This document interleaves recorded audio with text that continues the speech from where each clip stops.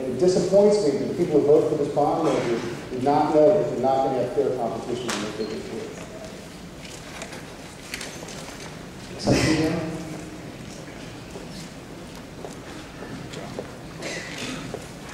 Good evening. My name is Pete Salcido. I'm with the AGC Apprenticeship Program. We represent 700 apprentices throughout Southern California, including 250 here in Riverside. Under the current language in this PLA, 100% of those apprentices are going to be excluded. In fact, 100% of all open shop apprentices will be excluded from this agreement. That's not fair. It's not right. I'd like to use an example perhaps you can relate to a little bit better.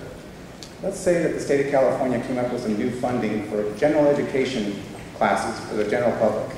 You guys do general education. You made some great comments to start the program with Chancellor Gray. But let's say there were some graduation requirements contained to that funding. I did a little bit of research. UC Berkeley, they graduate 88% of incoming freshmen. UC Riverside, 65%. Cal State San Bernardino, 38%. The California Community College District, as a whole, 4%. Under the very language that you included in this PLA, you would exclude yourself from this funding. And right now, 100% of our apprentices are excluded. That's a fact. None of our apprentices can work on this project with the current language. The agency represents union and non-union contractors. We're not anti-union. We're not. There's some great union apprenticeship programs. Likewise, we run an excellent program as well. The AGC of America, largest construction association in America. AGC California, AGC San Diego, and here in Riverside, we oppose PLAs. It's not fair, it's not right. This is the United States of America. We believe in a free market economy and open competition. Please strike those 4 portions of the agreement. It's the right thing to do. Thank you.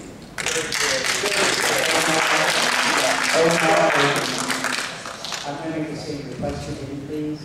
Thank you. Omar Adokia. There's Omar. And I'm calling the name of Omar's coming out. Carl Tola. There you go. Carl Martinez. Emily Garcia. And Tim Fabian. Omar.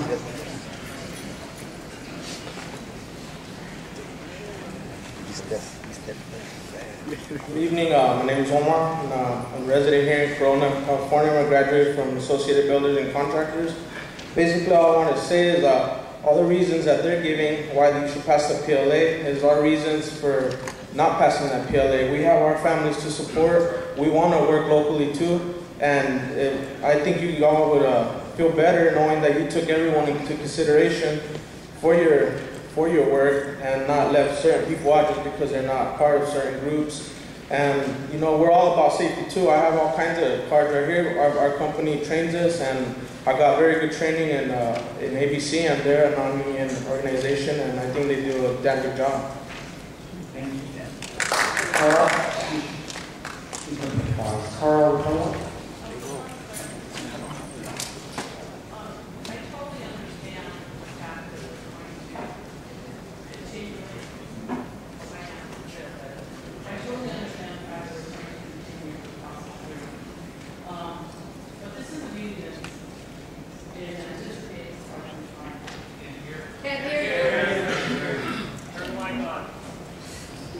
What I'm trying to indicate is, I understand the concept that we're trying to move the meeting forward, but I think I'd like to ask my colleagues whether or not we can just go ahead and, it takes a lot for some of these individuals to come up to the podium and speak in front of a room like this and in front of a board.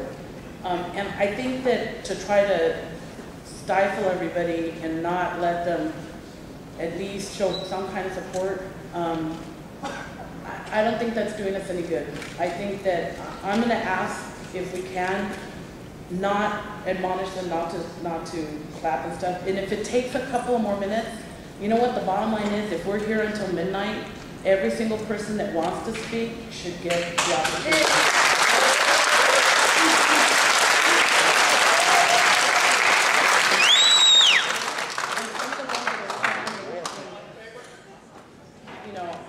I understand their point because they're standing, but if they're willing to sit through it, then let's just let them show their support.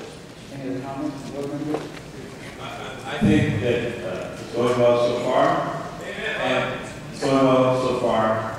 I went to a concert, they said don't dance, and contradictory. Go to a concert, you want to dance.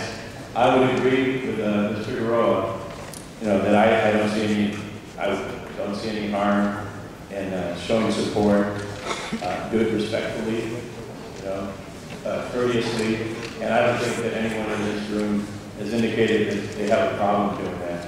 So as long as we can keep it respectfully, as we've been doing, courteously, I certainly don't see any problem with showing support. And we'll be here as long as we need to. Any comments from board members? I would like to agree with my peers. We are elected officials, so therefore we're at the discretion of the community. So I will agree with my two peers to proceed. Any other comments from board members? Okay, Mr. Okello. Thank you, Madam President, members of the board. I saw a shirt today, something about special interests and kickbacks. If by that they're meaning kicking back money to the community's special interests through living wages as well as the tax base it creates, then I'm all for it, and I recommend approval of the PLA. If it meant anything else, then I suggest they get the facts and not create their own. If value, quality, and accountability are important to you as they are to me, then a PLA is the way to go, especially knowing it is because of career pathways created through comprehensive apprenticeship programs that have the highest graduation rates in the industry, delivering the aforementioned quality.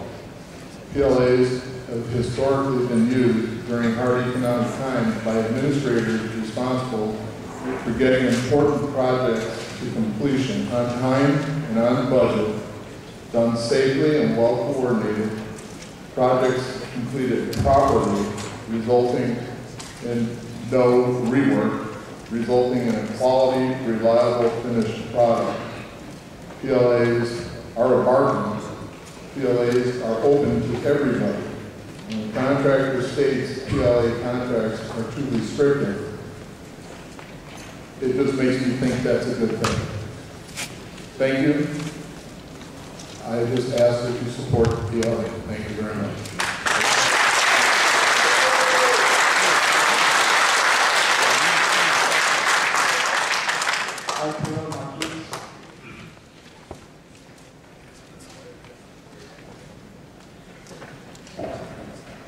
Hello, my name is Arturo Martinez. I work for JPI Development Group.